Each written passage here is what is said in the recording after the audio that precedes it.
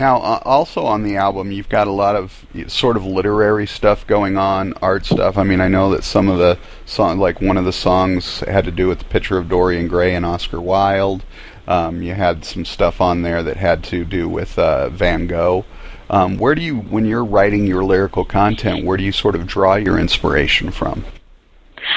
Well, it's funny, but I think the songs and the melodies themselves already tell me a lot, already say a lot to me, and that's kind of like how everything's fired up. Of course, a lot of stuff I based on things that I'm going on at the moment, like we just talked about, me moving here, or what's going in my home country. And some other times, when I'm creating the melodies, I already feel some words coming up, and those words kind of fire up some other thoughts in my head, and I relate them to stuff that I like or that really inspires me. Like, for instance, Van Gogh is one of my favorite artists, and when writing Closer, those melodies, just I don't know why it fired up in my head, the image of Starry Night, of that painting. And that's kind of how the whole thing started evolving in my head. And exactly the same with The Mirror, those intricate chromatic melodies that we have over there. It made me think about that book and how much because I liked it so much, I just wanted to make a song about it. Now, I know that all your songs are like children, so they're all your favorites, but on this new album, are there one or two that really stand out and are closer to your heart for a particular reason? Well, yeah, it is really hard, and yeah. I think I'm very fond. And this could change. Tomorrow, I might say something different. But the last days, I've been liking Our Cause a lot. It's a song that also combines Spanish and English lyrics, and it kind of talks about finding your own voice, as a person and as a musician. And it's a song that I really feel close to me at this moment. And by way of introduction of you to people out there who don't know anything about you yet, tell us a little bit about your influences personally as a songwriter and, of course, as a singer. Especially these days, everybody's talking about female-fronted metal bands, but who inspires you, whether male or female? Oh, wow. Well, I really like to listen to, seriously, all kinds of different music. So if you look if you put my iPod on shuffle, you would go crazy. And all my friends go crazy because, you get maybe Rachmaninoff and Chopin, and then you get some Astor Piazzolla and some old tango. And then you get Slipknot or Rammstein and then Muse or Keane, whatever, So I like to listen to a lot of different kinds of music, as long as I feel that it has some passion and some honesty to it.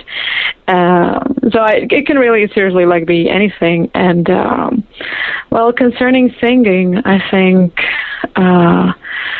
well, I've always loved Kate Bush, and the way she does all these crazy things with her voice. Mm-hmm. And I've always also been a very big fan of Anneke van Giersbergen from The Gathering. For me, she was one of the pioneers of the whole this European metal, fronted by a woman, and she's fantastic. It's great, that nowadays I've been able to meet her and talk to her. Now that I'm living in Holland, so it's really cool as well. And I also listen to a lot of classical music and a lot of opera, so that I think, and my singing lessons are also classically orientated, so that's also another big influence of mine. So yeah, you've got a lot of the female-fronted symphonic metal singers are in your neck of the woods, Sharon Den Adele and stuff like that. So you're very fortunate to have them around. It's sort of some camaraderie there, I guess. Yeah, it's really cool, and we just recently we played with Delane, another of the big bands over here, and it's great, Charlotte's a sweetheart, and it's really cool to be able to have those, girl to girl moments.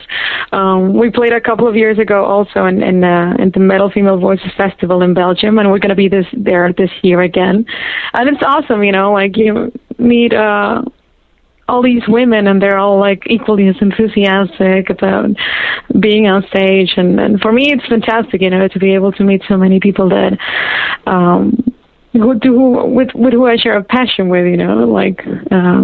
We're all like, sorry. I was going to say, see, and that's a nice segue, because I was going to ask you about the band name. Now, did Stream of Passion come from you, or was that Aryan's thing, or? I think it was actually Aryan's idea to use that as the band name. It was actually a little piece of lyrics of the song Passion on a basis from our first album. And I think it was him that came up with the idea, like, so why don't we call the band Stream of Passion? I thought, okay, like back then it was also a little bit of a joke, because of the fact that we wrote all the music through the internet, and so yeah, that's where it came from. So, but before I so rudely interrupted you, you were talking about the camaraderie and hanging out with Charlotte and the other ladies of metal. Yeah. No, it's just really cool, to me, it's always been like since I've been like 15 years old and playing in bands, of course, there are not all that many. Back then it was even more difficult, to see girls like doing hard rock or metal or whatever. And so my whole life I've been surrounded by guys, when I've been playing in bands and stuff. So like, for instance, when we were able to go on tour, like, a couple of years ago, we also went on a tour with Sirenia and League Size and Elis. So it was really great, just to be able to hang out with more women on stage. It's kind of nice for a change, even though I'm really used to hanging out with the guys all the time, and they're great. I can't complain. They're very decent boys. Well, again, nice segue. Speaking of touring, what's coming up? Number one, are you guys ever going to get over to the States? But what have you got on the touring schedule for this year once the album comes out? Well, we have some open dates here in Holland and in Belgium as well. At the end of later in the year, we're going to be on the Metal Female Voices Festival again, which is awesome. And we're still doing further tour planning for this year or maybe early next year. Basically, we really want to do like a very big European tour. The dates are not like written in stone yet, but we hope to be able to announce them soon enough. And I really do hope that we get the chance to make it to the other side of the ocean, because it's something that I've been really looking forward to since I've come to live in this side of the ocean. So we'll see. I surely hope so. Well, we hope so too, for sure, because the new album is absolutely wonderful, and we're all looking forward to it being out there and everybody getting a chance to get their ears on it. So before we get out of there, do you have any words to say to the fans?